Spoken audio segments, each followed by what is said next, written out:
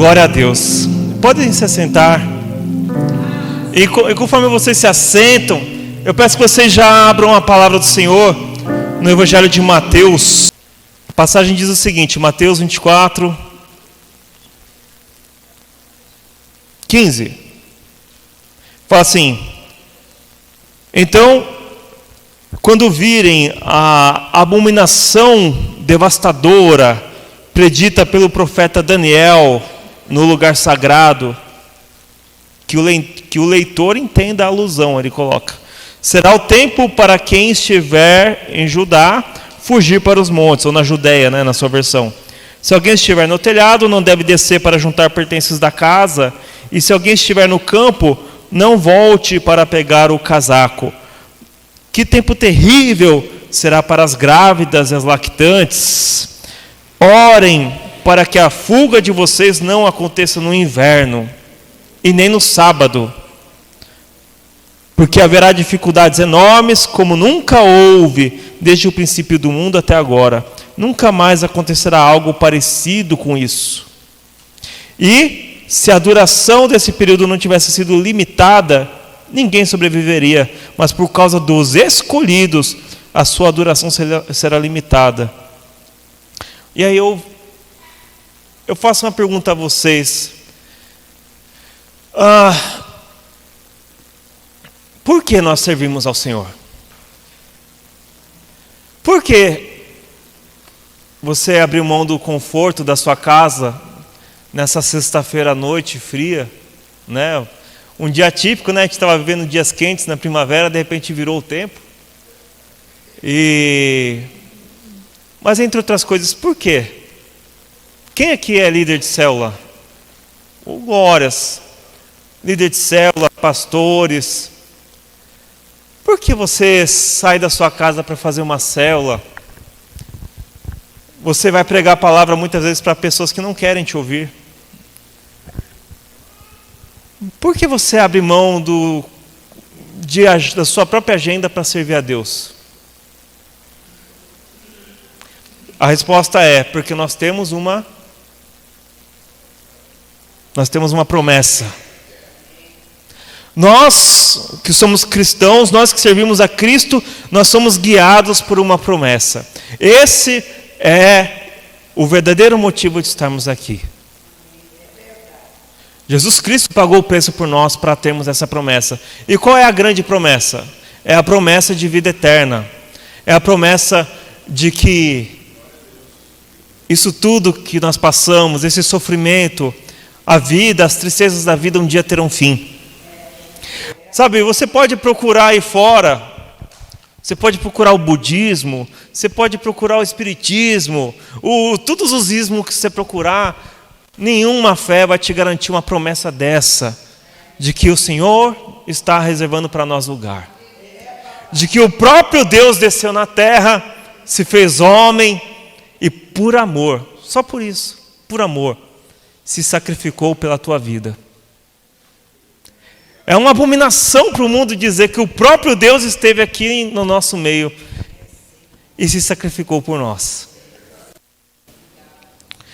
Mas aqui nessa passagem ele fala sobre uma visão de Daniel e ele fala que quando o tempo chegar, e o tempo já está aí pelas notícias, né?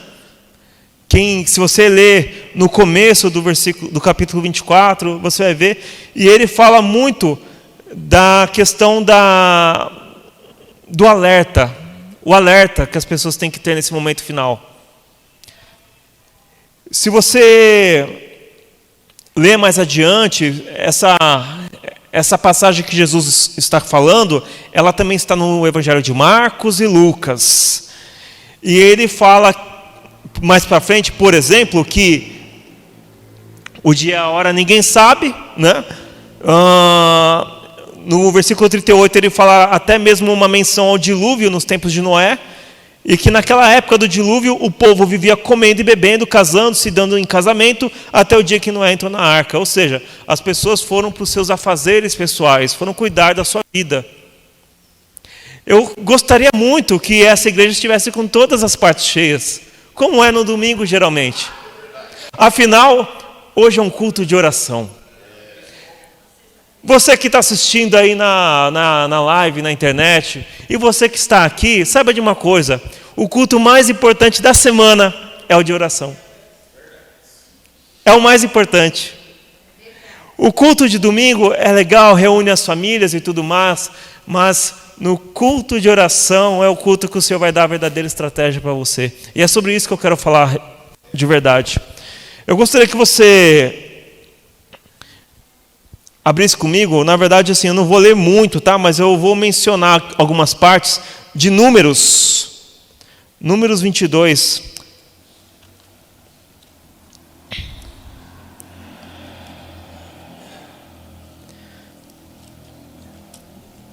Sabe, nessa época de Números 22, o povo de Israel estava semelhante a nós.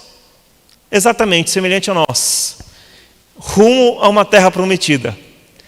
Na verdade, eles já estavam na porta da terra prometida. Eles estavam prestes a entrar. Inclusive, o Senhor já estava dando vitórias, algumas pequenas vitórias que antecederiam a grande vitória que era entrar na terra. Para você entender esse momento, Números, nessa época, o povo de Israel já não era mais aquele povo que saiu do Egito. Já era uma outra geração que nasceu no deserto, ou que saíram muito crianças do Egito, porque a geração que saiu do Egito, perdeu a promessa, porque não confiou naquele que a tinha prometido, aquele que mostrou a olhos nus quem era Deus. E aí teve que passar todo aquele período de 40 anos até toda aquela geração que não confiou, que não teve fé morrer, e agora estava essa nova geração de pé e crente, mesmo sem ver, mas por fé, assim como eu e você, seguindo para a terra prometida. Nesse momento, diz que eles estavam seguindo, e diz que alguns reis começaram a se levantar no caminho deles. E como Deus era com eles, a palavra diz que se o Senhor é por nós, ou quem será contra nós? Vocês estão afiados demais na palavra. E eles venceram. Então eles venceram o Og, rei de Bassã, venceram mais um rei que eu não estou lembrado o nome agora. E diz que eles chegaram à porta de Moabe. Nas portas de Moabe. E a notícia foi chegando. Os moabitas ouviram: olha, aquele povo de Israel vem lambendo a terra como um boi. E eles vêm chegando. E eles estão chegando e está na nossa porta. Ai, agora é a minha vez. Agora sou eu que vou ser lambido. Sou eu que vou perder. O rei de Moabe se chamava Balaque. Balaque era o rei de Moabe. E ele, como o rei inimigo, ele não mediria esforços para atrapalhar a promessa do povo de Deus. Saiba, gente, num culto de oração eu não poderia deixar de falar de coisas espirituais. Então eu peço que você abra um pouco a sua mente para entender as coisas espirituais que o Senhor quer dizer aqui hoje. O apóstolo Paulo, em um determinado momento, ele precisou falar para Coríntios que ele não podia falar de coisas espirituais com eles, porque eles ainda eram crianças na fé. Por mais tempo que eles já tivessem, eles ainda eram crianças na fé. Que não seja essa a nossa história, amém? Mas que a nossa história seja a história de pessoas com os olhos espirituais abertos. Como foi cantado: abra os olhos do meu coração, abra os olhos. Diz que Balaque, ele falou assim: olha, todos perderam, eu vou perder também. Já sei, eu vou usar de estratégia.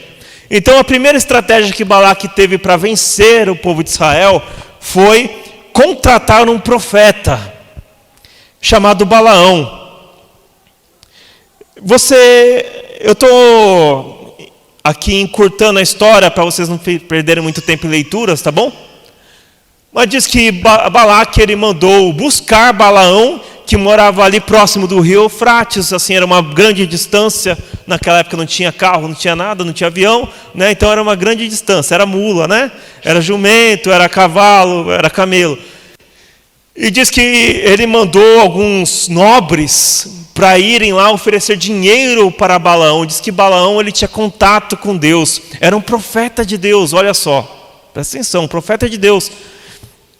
E diz que Balaão recebeu aquela comitiva que veio recebê-lo e falou assim: olha, faz o seguinte, durmam na minha casa essa noite que eu vou buscar de Deus uma resposta se eu devo seguir viagem com vocês para atender ao rei Balaque. E diz que na noite o Senhor visitou o Balaão, olha só, o Senhor tinha contato com Balaão. E ele disse para que ele não fosse, não vá nessa viagem. E Balaão disse para aqueles nobres: olha, o Senhor disse para eu não ir com vocês. E eles voltaram toda aquela viagem. E diz que depois Balaque ele mandou outras pessoas mais nobres e mais famosas, e oferecendo mais dinheiro para Balaão. E Balaão disse: olha, ainda que Balaque, o rei de Moabe, me ofereça um palácio inteiro de riquezas, eu não poderei atender se o Senhor não me mandar. Mas é claro que o Senhor Deus já tinha visto o coração de Balaão. Então ele, nessa segunda vez, ele disse: vá, meu filho, vá. Sabe aquela... marido e mulher vão entender muito isso daí. Quando o marido quer ir para o futebol, por exemplo, e a mulher fala: vai. Mas a resposta que ela queria ouvir é o quê? Eu vou ficar com você, meu amor, né? Vamos comer uma pipoquinha, assistir um Netflix, né? Aí ele, não. Quando ela fala: vai, ele já está lá fora com a meia, já... Oh! né? Para não mudar de ideia. Acontece que... fala, Deus. Mulheres, deixem os seus maridos jogar futebol. Maridos, sejam sábios também com as suas esposas. E o Senhor mudou de ideia. Claro que ele não tinha mudado de ideia. A gente aprende na Bíblia que existe a vontade permissiva de Deus, que não é uma vontade plena. O Senhor muitas vezes permite que coisas ruins aconteçam para nos ensinar ou para provar o seu poder. Quem sabe não, certamente é uma permissão de Deus o que nos aconteceu esse final de semana. Certamente. Né? Estávamos orando aqui na igreja e eu tive o prazer de estar orando com a apóstola, apareceu um discipulado particular, e ela falou assim: olha, eu estou sentindo do Espírito que talvez seja um tempo de prensa para a igreja. E rapaz, que medo, né? O medo da prensa, né? Mas, voltando aqui à nossa história, diz que Balaão foi. Diz que no caminho, quem conhece essa história? Balaão, ele teve que pelejar com a própria jumenta para chegar lá, porque na verdade a jumenta enxergou o que Balaão não enxergava. Ela tinha os olhos espirituais abertos e viu um anjo pronto para matar o seu senhor, Balaão. E ela por 3 vezes precisou espancar a jumenta, até que o próprio Senhor, por misericórdia da jumenta, fez ela abrir os olhos, abriu a boca e começar a conversar. E diz que ela falou com Balaão, e Balaão nem percebeu que estava falando com uma jumenta. E ele respondeu: mas você não me obedece e tal. E aí ela disse: puxa, você não me conhece há tantos anos, eu não te sirvo há tantos anos, você acha que eu faria isso de bobeira? E aí diz que os olhos de Balaão foram abertos e ele percebeu que o próprio Deus estava contra ele, com um anjo, com uma espada inflamada, pronto para matá-lo. Moral da história, o anjo falou assim: tá bom, já que você já está aqui no caminho, vá, mas você só vai dizer o que o Senhor mandar falar. Ótimo. Seguiu em frente, chegando lá, diz que Balaque o recebeu, chamou a atenção dele, por que ele demorou, por que fez mandar 2 comitivas e tudo mais. Glória a Deus pela água, aleluia. E diz que Balaão falou assim: bom, vamos ao trabalho. Diz que Balaque, então, ele armou 7 altares num alto monte da onde podia se ver o povo de Israel. Diz que o povo de Israel estava lá acampado, porque eles só saíam do lugar quando Deus mandasse. Olha só, o povo de Israel estava tranquilo ali, esperando o próximo passo. Eles já sabiam que o próximo passo era uma batalha, mas eles não sabiam exatamente se ia para a direita ou para a esquerda, porque era o Senhor que conduzia. Mal sabiam eles que o inimigo estava do alto monte olhando para eles, assim como eu vejo vocês aqui. E ele estava tramando contra a vida deles. O objetivo de Balaque era lançar uma maldição sobre o povo de Israel, de forma que eles perdessem direito no mundo espiritual a vencer os moabitas. Olha só, muitas vezes você não sabe que no mundo espiritual estão tramando contra a sua vida, tentando roubar as suas promessas. Se todos soubessem disso, essa igreja estaria cheia no dia de hoje. Pois a palavra fala que o meu povo é destruído por falta de conhecimento. Gente do céu, quem dera, sabe, todos lessem a Bíblia e entendessem o quão é importante você estar atento no mundo espiritual. Diz que Balaão, então, ele, com aqueles 7 altares, diz que Balaque ofereceu 7 sacrifícios, e aí ele falou assim: agora eu vou buscar de Deus o que ele quer que eu diga. E aí eu pulo aqui para 23, Números 23, 7. Uma página depois, ele fala o seguinte, olha só a maldição, que na verdade virou bênção, né? Ele fez o seu pronunciamento: Balaque, rei de Moabe, trouxe-me de Arã, das colinas orientais, dizendo: venha e amaldiçoe Jacó para mim. Venha e censure a Israel. Como eu posso amaldiçoar a quem Deus não amaldiçoou? Essa é a sua história, meu irmão. Como eu posso censurar a quem o Senhor não censurou? Do cume das rochas eu vejo eles, das colinas eu os contemplo. Sim, um povo que viverá sozinho e não se considerará uma das nações, ou seja, não se mistura. Quem contou o pó de Jacó ou enumerou as cinzas de Israel? Que eu morra como morre o justo, e que o meu fim seja como o fim deles, ou seja, que eu possa ter um fim como eles, que eu possa, no fim da minha vida, ter um fim de honra como eles vão ter, porque ele já enxergou. Você sabia que o inimigo, ele tem uma extrema capacidade de mostrar o teu futuro glorioso? Ele fala: olha só, o pastor Marcos, ele vem para vencer, ele vem para conquistar. O inimigo sabe que você veio para vencer. E Balaão, ele disse: olha, eu não posso amaldiçoar quem o Senhor já abençoou. Sendo assim, para que eu vou na igreja se o Senhor já abençoou? É ou não é? Olha só. Pois aí está. Diz que Balaque, o rei de Moabe, ficou revoltado. Falou assim: que isso? Eu acho que esse lugar que a gente está não é um lugar muito favorável. Vamos para outro lugar e lá eu vou fazer um outro sacrifício. E lá eu quero que você escute direito o que esse Deus está falando. Que eu acho que você não ouviu direito. E diz que chegou lá, num outro lugar, vendo o povo também de uma certa distância, armou 7 altares, ofereceu 7 sacrifícios. E diz que Balaão então ouviu a Deus e deu uma outra bênção. Versículo 18. Fala assim: Balaão fez este pronunciamento: levante-se, Balaque, e ouça. Volte os ouvidos para mim, filho de Zippor. Deus não é homem para que imita. Olha só, está aí na Bíblia. Ele não é um mortal para mudar de ideia. Quando ele diz uma coisa, ele faz. Quando ele faz uma promessa, ele cumpre. Veja, eu fui ordenado para abençoar. Quando ele abençoa, eu não posso reverter a bênção. Olha o detalhe agora. Ninguém viu culpa em Jacó. Ninguém percebeu perversidade em Israel.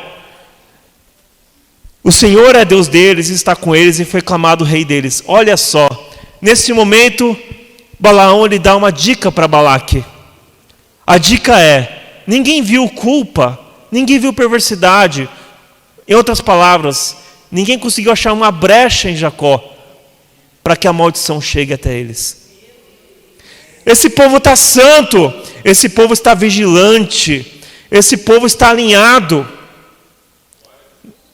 Então, não tem como a maldição chegar. E ele continua dizendo: Deus os tirou do Egito e lhes dá a força de um boi selvagem, de modo que ninguém pode lançar um feitiço contra Jacó, e nem mágica nenhuma funcionará contra Israel. Pode-se dizer agora a respeito de Jacó e Israel, que grandes coisas o Senhor tem feito. Eis que um povo se levanta como uma leoa, e como um leão ele se ergue. Ele não se deitará até ter comida presa e bebido o sangue que foi morto. Amém. Depois disso vai ter uma terceira vez ainda que Balaque vai tentar, vai fazer 7 sacrifícios em outro lugar, e novamente vai ter uma bênção que eu não vou precisar ler aqui. Mas eu digo uma coisa, olha só, Balaque, vamos traduzir aqui para a nossa realidade espiritual, o inimigo. O inimigo, ele alugou um profeta, uma pessoa de Deus, para amaldiçoar o povo de Israel. Ele mandou trazer de longe e pagou o preço que fosse para que o povo fosse amaldiçoado, para que o povo fosse derrotado. Ele não mediu esforços em oferecer sacrifícios em 7 altares, em 3 lugares diferentes, 21 sacrifícios. Gente, você acha que é barato sacrificar um boi? Ele sacrificou 21. Fora o preço da viagem de Balaão. O inimigo, ele não está medindo esforços para nos derrotar. Ele não mede esforços. Sabe por quê? Porque o inimigo, ele já sabe que ele é derrotado. Ele sabe. Ele conhece o Apocalipse. Ele conhece a Bíblia e ele estremece. Ele te odeia de uma forma tão grande que ele quer ver você caindo no mesmo buraco que ele. Ele quer roubar as suas promessas. E olha só, quando Jesus, ele fala ali no 24, ele fala sobre o falso profeta. Ele fala assim, olha, cuidado, que vão dizer que Cristo está ali ou lá. Diz que levantariam-se profetas até para enganar os escolhidos. Meu Deus.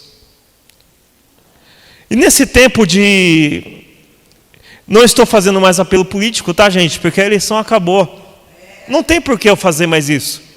Claro que tem gente que vem até mim e quer falar, você viu isso, você viu aquilo. Fala, mãe, irmão, Deus abençoe. Agora cada um vai colher, vamos viver, e eu vou ser luz, eu preciso ser luz onde estiver, né? Daniel, no meio da Babilônia, ele procurou ser luz. Sadraque, Mesaque e Abednego, no meio da Babilônia, entrando na fornalha, eles resolveram ser luz. Então não importa o lugar. E eu quero dizer uma coisa a vocês. Nos momentos mais terríveis da história de Israel, os piores momentos, foram os momentos que o Senhor mais mostrou o seu poder.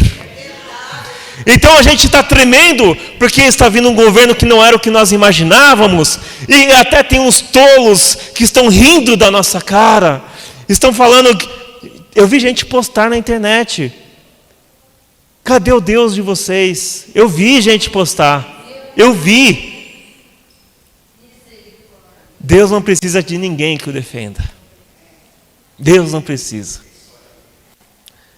Sabe, os piores momentos, o povo ali, escravo no Egito, o Senhor veio, trouxe escuridão, trouxe sangue na água, trouxe chuva de pedras, trouxe doença, sabe? O Senhor fez separação em quem era o seu povo e quem não era. O inimigo estava lá no meio da escuridão, e eles aqui do outro lado, pertinho, cheio de luz. Como é que é isso? Rapaz, na Babilônia, Daniel, um escravo que foi pego lá da Judéia, do Judá, ele virou governador. Depois, mais para frente, Esther virou rainha, no meio da Pérsia. Que isso? Os grandes feitos da palavra do Senhor foram nos piores momentos da história de Israel. Esse é o nosso Deus. Mas olha,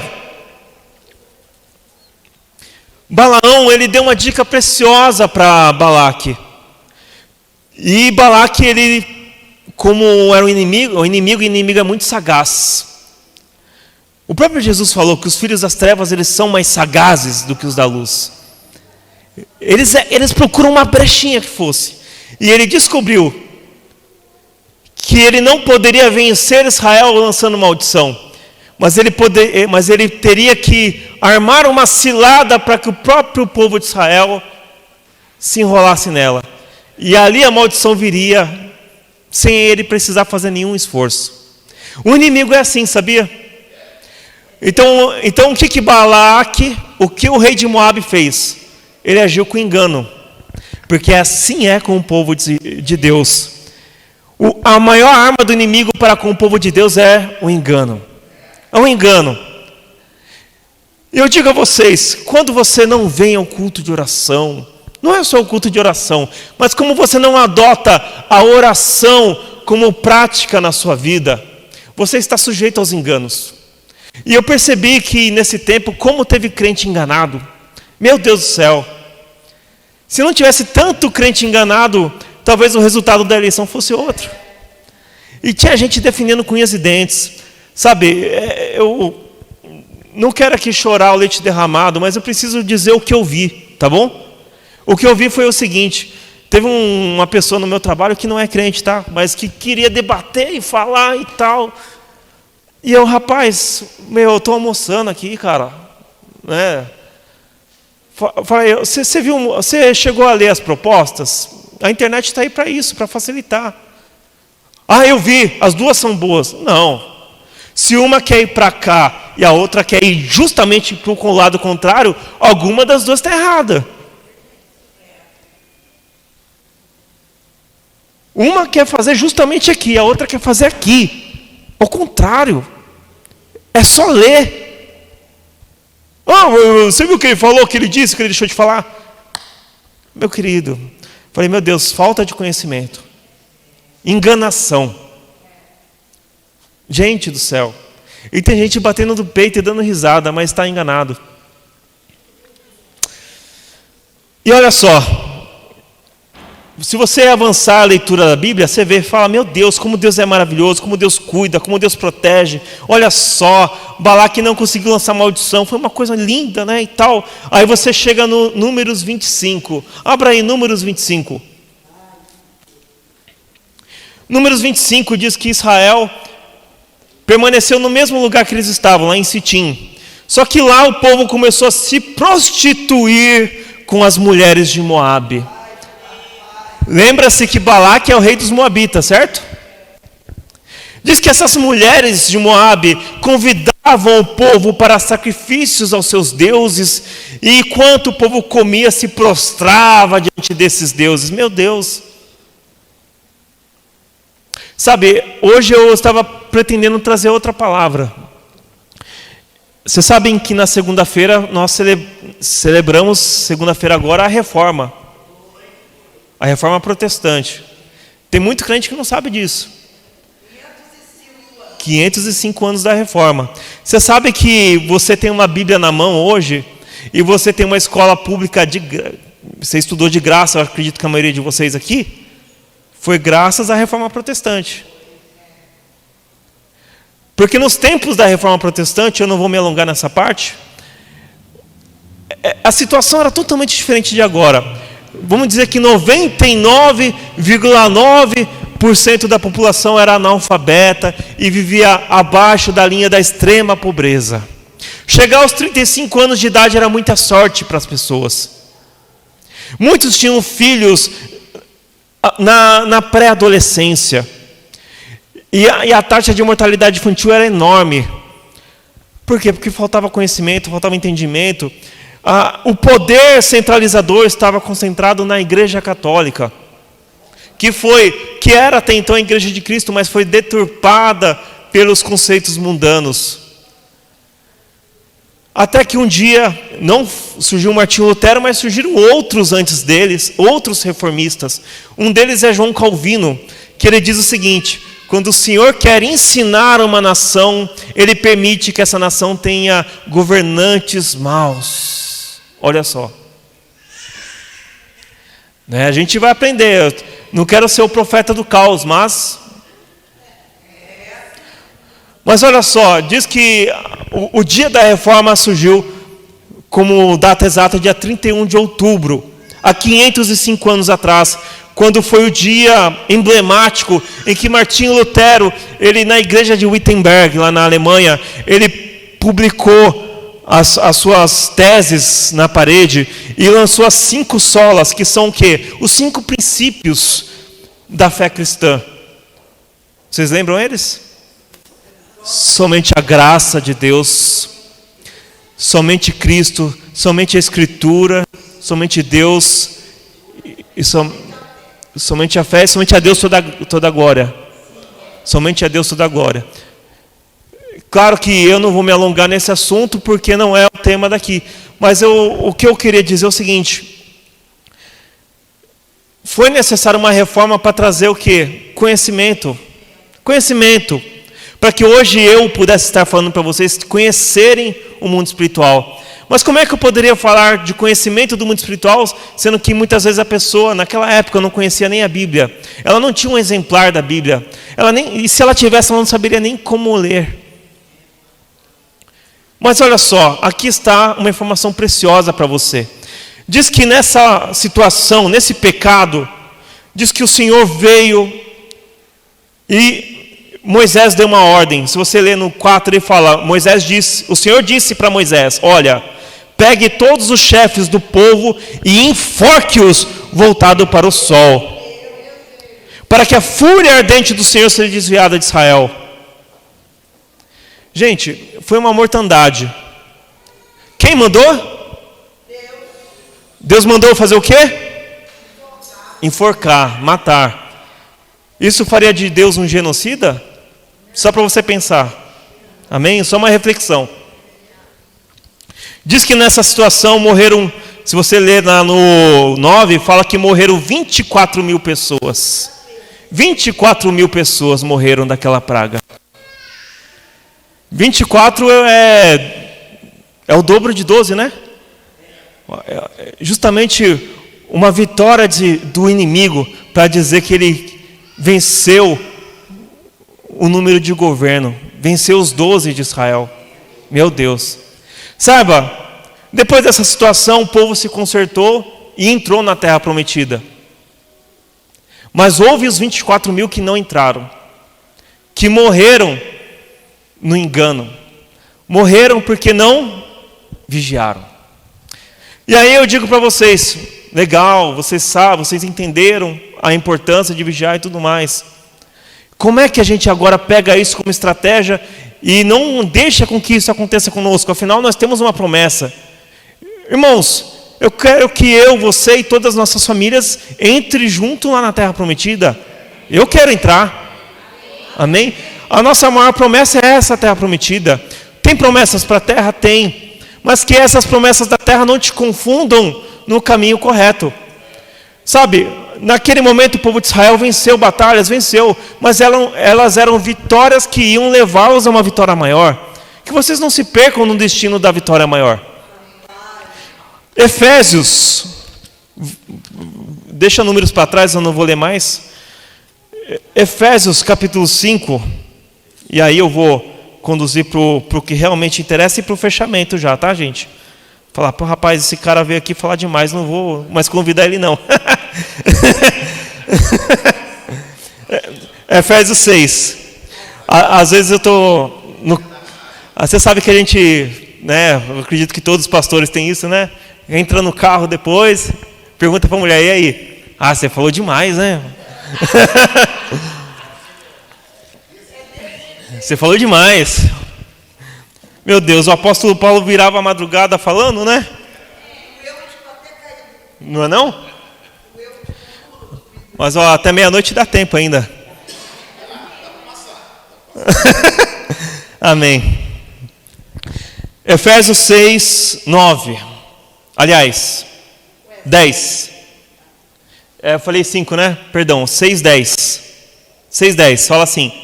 Por fim, cresçam poderosamente em união com o Senhor, ligados ao seu forte poder.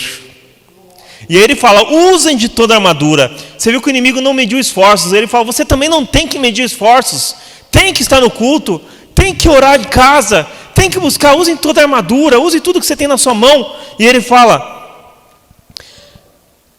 usem toda a armadura e as armas providas por Deus para que sejam capazes de resistir às táticas enganosas do adversário. O engano, gente, porque ele não vem para te afrontar diretamente, ele vem para te enganar. Ele vem como um amigo, ele vem na figura de um profeta. Balaão ouvia Deus, olha só. Era um profeta, gente. Quantas pessoas têm sido enganadas porque dizem que ouviram um profeta aí? O profeta da Frutificar não falou o que eu queria ouvir. Eu vou lá no profeta da ABCD, porque lá ele fala o que eu quero ouvir. E olha só que a pessoa às vezes acha um versículo bíblico que ampare o seu erro. Meu Deus, isso é terrível demais. Acha que Deus vai se amoldar às vontades da pessoa. E aí ele fala assim, nós, no 12, não lutamos contra carne, né, ou contra seres humanos. Eu não luto contra o pastor Marcos, eu não luto contra a Geisa, ou pior, eu não luto contra o presidente Lula, por exemplo, eu não luto contra o meu companheiro de trabalho que está me acusando. Não, nem isso daí, meu. Ele fala assim, eu luto contra os líderes, autoridades e poderes cósmicos ou espirituais que governam as trevas, forças espirituais do mal na esfera celestial. Gente, o inimigo está te atacando numa área que você está enxergando. E muitas vezes a gente no nosso coração, a gente se enche de ira, né? Sabe, a gente como crente, a gente tem que tomar cuidado, porque nós temos uma imagem de luz a zelar nesse mundo. E as pessoas falam, puxa, mas esse cara é crente? Esse cara quis debater, quis falar, quis provar. Sabe, eu estava lendo um salmo, eu acredito que foi o salmo, não vou lembrar se foi o salmo 37 ou 39, mas o rei Davi começa o salmo dizendo que na afronta ele precisou calar os seus lábios. E sabe quantos de nós abrimos nosso lábio no meio da afronta? Não leva o desaforo para casa de jeito nenhum. E ainda fala, eu sou servo do Senhor, eu sou crente.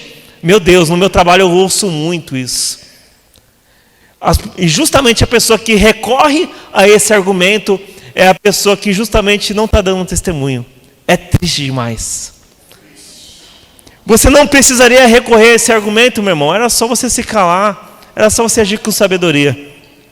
Então ele fala, olha, preste atenção. O seu inimigo é outro. É outro. Como diz a tropa de elite, o inimigo é outro. Né? Nós somos a tropa de elite de Cristo. O inimigo é espiritual. E é necessário que nós usemos armas espirituais para vencê-lo. É necessário que nós enxergamos aquele que está nos acusando aqui na terra, não como nosso inimigo, mas como alguém que está no meio do engano e que você precisa orar por ele. Ter compaixão, misericórdia dele. Provérbios 26, 4 diz que aquele que discute com o tolo se torna tolo junto com ele. Provérbios 26 fala muito sobre tolo, e fala até que se você repreende o tolo, você traz mais problemas para você do que solução. Então olha só, versículo 13, por isso usem todas as peças do armamento, do equipamento de guerra concedido por Deus, para que quando o dia mau vier, porque o dia mau vem, gente, ele vem, vocês sejam capazes de resistir a ele, e quando a batalha enfim for vencida, permaneçam de pé. Sabe, gente, muitas vezes a gente vence a batalha, mas nós mesmos não ficamos de pé, sabia? Quer ver isso na Bíblia? Sansão cumpriu o seu chamado, ele derrotou os filisteus. Diz que o dia que ele conseguiu a maior vitória sobre os filisteus foi justamente o dia que ele morreu. Ele cumpriu o seu chamado, mas todo arrebentado, porque ele mesmo se submeteu aos enganos ao seu coração. O Provérbios fala também que aquele que não cuida do seu coração, ele é como uma cidade sem muros. só perde. Entende que assim, ó, eu estou falando de situações e estou falando várias passagens para você entender que nós precisamos agir de estratégia a partir de hoje. Estratégias para vencer no espiritual. Muitas vezes aquela situação que você está esperando de Deus e ela não vem, é porque no espiritual você está deixando passar. É porque Deus está esperando mais um passo seu, no sentido de conhecê-lo melhor, mas você não dá. Você só quando a igreja fala assim, ó, vamos orar, fica de pé. O pastor Marcos está lá, se esgoelando, vai gente, louva, agradece. E a pessoa está, né? Ou a pessoa está assim, ó. Fala, meu Deus, sai do teu lugar, meu irmão. Pula como o rei Davi, faça alguma coisa. Reaja, exatamente. E aí ele fala, resistam. Sabe, a caminhada cristã é uma caminhada de resistência e persistência. E aí ele fala assim, usem então o cinto da verdade, preso na cintura, revistam-se da justiça como couraça, usem nos pés a prontidão das boas novas, ou seja, o evangelho da paz. Sempre usem o escudo da fé, com o qual poderá apagar as setas inflamadas do maligno, e o capacete da salvação, com a espada do Espírito, que é a palavra de Deus. Olha, tudo isso, gente. Você vê que a armadura, ela só tem um equipamento de ataque, que é a arma, que é a palavra. E o resto é tudo equipamento de defesa. Por quê? É porque é muito mais fácil nós mesmos tropeçarmos nos nossos erros. É muito mais fácil nós darmos brecha. Sabe, Golias, ele pensava em acabar com Davi, era um garotinho ali com paus e pedras, mas ele não se cuidou, talvez ele viu aquela situação até ridícula aos olhos dele, ele abriu a guarda e foi derrotado. Assim, muitas vezes o cristão abre a guarda. Sabe quando chega aquela proposta maravilhosa, mas que você sabe que no fundo tem alguma coisa que te afasta de Deus naquela proposta? Aí você abre a guarda, aí você fala, não, mas Deus é comigo em tudo, Deus protege. Não busca a estratégia de Deus. Diz que o povo de Israel, quando estava conquistando a terra prometida, vacilou algumas vezes nesse sentido. Diz que os gibeonitas falaram assim, vamos sobreviver, nós não vamos guerrear contra Israel, vamos agir de engano. Vamos enganá-los, dizendo que nós viemos de longe, que queremos aliança com eles, queremos paz. Isso está no livro de Josué, você pode ler depois. E diz que o povo de Israel não consultou a Deus, nada. Falou assim, vamos fazer aliança com vocês. Fizeram uma aliança, e essa aliança, vocês pensam que palavra lançada é ao vento? Não. No mundo espiritual ela fez todo sentido. E o Senhor, Jesus fala, tudo que você liga na terra é ligado no céu. Foi ligado. Depois Deus veio com a reprimenda, falou assim, olha, vocês não deviam ter feito isso. Agora eles serão tropeço para vocês. Diz que Saul quis matar esse povo gibeonita, mas a maldição veio sobre ele. Deus, porque eles agora eram protegidos de Deus, porque o povo fez essa ligação no mundo espiritual. Então, gente, aqui ele fala muito de armas espirituais, ele fala de proteção, ele fala que, olha, o máximo que o inimigo vai fazer aqui é lançar um dardo inflamado, é lançar uma ideia, é lançar uma acusação, é lançar um amigo, uma pessoa super íntima sua, que vai tentar te derrubar com uma palavra. Olha só, se você estiver antenado no espiritual, isso não vai te derrubar, você vai resistir. Você vai falar, rapaz, isso é uma cilada que veio para mim. Já vou chutar agora que é laço. Não vai nem fazer cosquinha em você. Agora você que não está antenado com Deus, não está ligado no espiritual, não está com a armadura todo dia, porque a armadura não é assim, Senhor, põe a armadura em mim. Glória, vou trabalhar. A armadura tem que ser algo consciente. Como diz Romanos 12, algo consciente. Algo que você vai falar, rapaz, Senhor, deixa eu ler a Bíblia hoje, porque eu preciso me encher de fé. Eu preciso colocar o escudo da fé. Eu preciso ter em mente que eu estou com o capacete da salvação. Ou seja, o mundo vai tentar roubar minha salvação hoje, e eu não posso deixar que ele roube. Na minha cintura tem que estar a verdade. Sabe, às vezes a gente quer emagrecer e não emagrece, né? Aí você fica com o cinto apertando para ver se ajusta, né? E a verdade tem que ser isso, algo que te aperta, que não deixa você escapar. Às vezes a gente quer malear a verdade, o mundo faz isso. O mundo relativiza. O mundo, sabe o que o mundo quer usar contra você? O humanismo. O humanismo, o que é o humanismo? Que o homem é o centro de todas as coisas. Que o Senhor Jesus morreu porque Ele precisava do homem, porque eu sou uma pessoa tão importante. E aí a pessoa fala assim, eu vou sair dessa igreja, porque o que será dessa igreja sem mim? Vai ser a igreja do Senhor. O que será da igreja sem o meu dízimo? Meu Deus, coitada dessa pessoa. Coitada dessa pessoa. Agora fala assim, o que será de mim sem Deus? Sabe? Diz Davi que quando ele caiu em si do seu erro, diz que os seus ossos estremeceram. Rapaz, eu saí da rota de Deus. Que é isso? Como é que eu faço para voltar? Diz que ele entrou em desespero. É assim que tem que ser. Para finalizar, eu quero só trazer uma exemplificação. Imagine você está na sua casa com a sua família e entra uma pessoa para tentar roubar a sua casa. Você entra numa luta corporal com aquela pessoa. E naquela luta corporal, você mata aquela pessoa, aquele estranho que invadiu sua casa. Quem é advogado aqui? Depois que você mata uma pessoa, qual que é a primeira coisa que você tem que fazer, juridicamente falando? Não, se você quer se livrar da situação.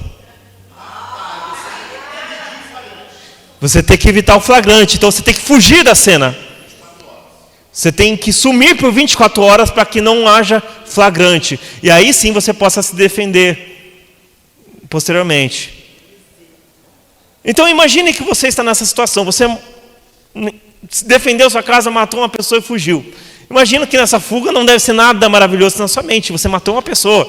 Você está fugindo e agora o que será? As pessoas vão ver e as pessoas vão dizer que eu matei e tal. E vai sair no jornal, né? Não é isso que vai acontecer que na mente da pessoa? Meu Deus, o que será de mim? E tudo que eu construí na minha vida. Agora, vamos mudar um pouco essa cena do crime. Vamos dizer que você, sem querer, acabou matando um filho. Uma pessoa muito próxima. Na mesma situação jurídica, você teria que fugir para evitar o flagrante, certo? Você fugiria? Você matou seu filho, filha. A sua mente, ela estaria preocupada com a sua reputação ou estaria preocupada com o filho? Porque no seu coração estaria assim: eu matei uma pessoa muito importante para mim. Uma pessoa muito querida para mim morreu. Vou trazer agora um outro exemplo paralelo. Você vê, hoje tem muitas notícias de morte em escolas, né? Teve uma em Suzano, né? Faz uns anos já. E você escuta aquela notícia e você fala, meu Deus, que terrível, mataram aquele monte de criança. Mas o que você faz naquele dia? Você vai trabalhar, você vai ao culto, você vai viver sua vida normal, né? Agora vamos dizer que naquela escola de Suzano tivesse uma pessoa tão querida sua, um filho seu, um sobrinho. Você não ia querer nem trabalhar. Você vai falar, que terrível, uma pessoa tão importante para mim, uma pessoa íntima do meu ser, morreu. Pois é esse o sentimento que eu quero que você traduza com Cristo. Sabe, Jesus Cristo, Ele pagou um preço enorme por nós. E isso tem que nos doer na alma. Não pode ser algo assim, quando eu peco, ou quando eu vacilo, eu falo, ai, meu Deus, o que vão pensar de mim? As pessoas vão saber que eu sou crente. O pastor, o que ele vai dizer? Meu líder? Não. Tem que ser algo que dói e falar, olha, eu machuquei uma pessoa tão importante para mim. Eu acredito que esse foi o sentimento de Davi, quando ele foi acusado. Claro que a princípio, quando ele errou, foi aquele sentimento de esconder, fugir do flagrante e tudo mais. Mas quando realmente ele foi enquadrado mesmo por Deus, diz que ele sentiu na alma dele que ele estava machucando o próprio Deus. O Deus que carregou ele a vida toda para chegar até ali. Sabe, o Senhor te carregou a chegar até aqui. Às vezes você fala assim, puxa, mas a minha vida não é tão feliz. Minha vida é só luta, é só batalha, eu não vejo promessa. Sabe de uma coisa, o Senhor te sustentou. Você poderia estar numa pior. Deus sabe o que seria, você não sabe. Então, gente, nós precisamos nos ligar a Deus. Como que nos ligamos a Deus? Em oração, em jejum, em busca. Sabe, eu fiz uma célula uma vez, e tinha uma visitante nessa célula, era uma senhora. E essa senhora, ela morava na região na qual eu trabalho, em Goianazes. E aí saiu o comentário lá dizendo que eu trabalho em Goianazes. Você trabalha onde? Eu trabalho no banco, tal, assim. Aí ela começou, e ela me chamou, pastor, tal. Eu falei, não sou pastor, né? Mas ela que insistia que eu era pastor. Eu falei, amém. E aí ela falava assim, pastor, aquele banco lá e tal, está me cobrando umas taxas, eu fui mal atendida a última vez, eu fui maltratada pelo vigilante e tal. E eu vi ela falando um monte de coisa, só reclamação do lugar no qual eu trabalho, né? E aí ela falou assim, eu estou querendo encerrar minha conta e tudo mais. E aí eu falei para ela, mas a situação o que? É cobrança? O que tá? Eu não estou entendendo. A pessoa não entende muito, né, a questão do conhecimento. Eu falei assim, faz o seguinte, vai lá e me procura. Anota meu nome aí, e eu vou conversar com você, eu vou entender o que está acontecendo. E vou te ajudar. E aí ela falou assim, não, eu acho que você não pode me ajudar. Mas como não? Eu posso te ajudar. Não, você é o quê? Você é vigilante lá, né? Vigilante não sabe. Aí eu falei, eu não vou ficar dando carteirada aqui, né? Eu falei, se ela quiser me conhecer, ela vai atrás, vai na fé, né? Enfim, ela não foi até hoje. Mas assim, eu comecei a meditar nessa situação. Eu falei, às vezes assim, a gente é com Deus assim. A gente não conhece Deus na intimidade e a gente começa a duvidar do seu poder. Mas será que Deus pode fazer mesmo? A gente começa a orar duvidando. Agora eu digo a vocês, lutem para orar. Lutem para buscar a Deus. Lutem para vencer a sua carne. É difícil, é terrível. Lutem para estar sabe? Tem que ser um dia obrigatório na sua agenda, irmão. Estar na sexta-feira no culto, orando, de joelhos. A apóstola fala assim, vamos ajoelhar e orar. Meu Deus, assim, não quero dizer que eu sou o santo, tá? Mas eu quero dizer que parece que o Espírito dentro de mim quer pular. E sabe, fala, Senhor, Senhor, eu te adoro, Senhor, eu te bendigo, Senhor, eu te preciso. Meu Deus, parecia que o Espírito estava clamando que queria um contato com Deus. Você precisa disso na sua vida. E se você não sente isso, lute para que isso surja dentro de você. Lute. Hoje nós temos recursos, nós temos colocar a palavra. Você pode fazer louvor com palavra. Você pode desligar tudo e orar de joelhos. Você pode fazer isso, desde que você queira, desde que você priorize isso. Abra isso na sua agenda, meu irmão. Peço que se coloquem de pé agora, em nome de Jesus. Eu quero que vocês, aleluias, preparem uma oferta ao Senhor. Preparem uma oferta ao Senhor, em nome de Jesus. Toda a honra ao Senhor, toda a glória ao nome do Senhor Jesus.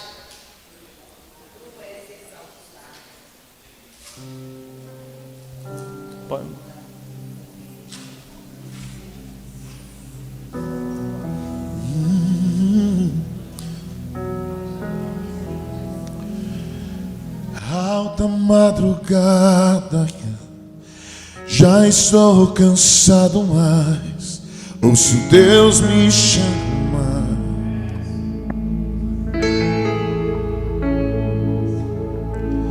Tua voz suave é como um sussurro, ouço Deus me chamar.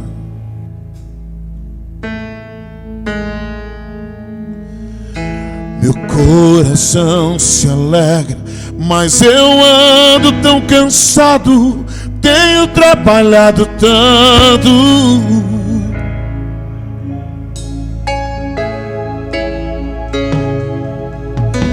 Meu coração se alegra a ouvi-lo me chamando, me chamando, me chamando, me chamando, me chamando. E eu digo, eu vou. Já estou indo ao teu encontro, Senhor. Eu vou correr ao teu encontro. Eu vou. Já estou indo ao teu encontro, Senhor. Vou correr ao teu encontro.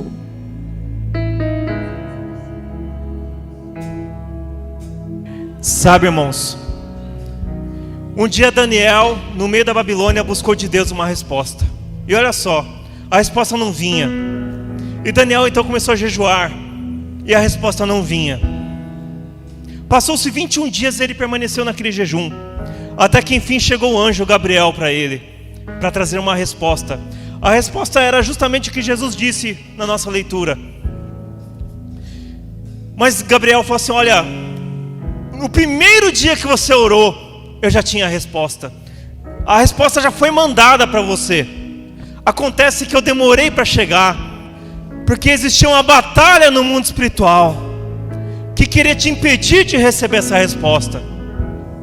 E eu precisei pedir ajuda nos céus para que você recebesse essa resposta. Mas eu quero dizer uma coisa: você é uma pessoa muito amada, Daniel. Imagine você nessa situação, e o anjo chega para você e fala assim, olha, Bruna, lá no céu só fala de você, mulher. Deus só fala de você. De manhã ele fala de você, à noite ele fala de você. Ele está vendo você dormir e fala, olha como ela dorme bonitinha. E quando você chora com o seu coração entristecido das derrotas que a vida às vezes nos dá, porque às vezes é permissão, Ele quer te dar a resposta. Ele quer ser imediato na resposta. Mas isso é algo que se gera com intimidade. Um dia ousaram falar contra Moisés. Ousaram. E aí Deus precisou defender Moisés. E o Senhor disse para o irmão e a irmã de Moisés, olha, escutem uma coisa.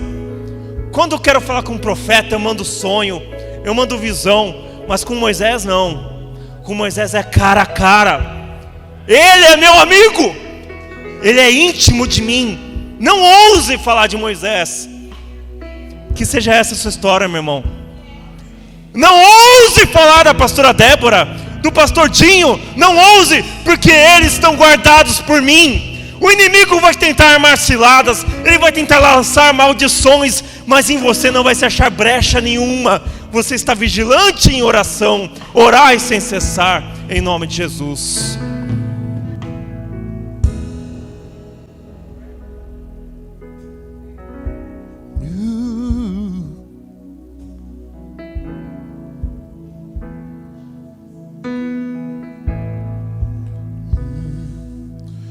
Nem que seja para ficarmos em silêncio e a sós, nem que seja simplesmente pelo prazer de ouvir tua voz, nem que seja simplesmente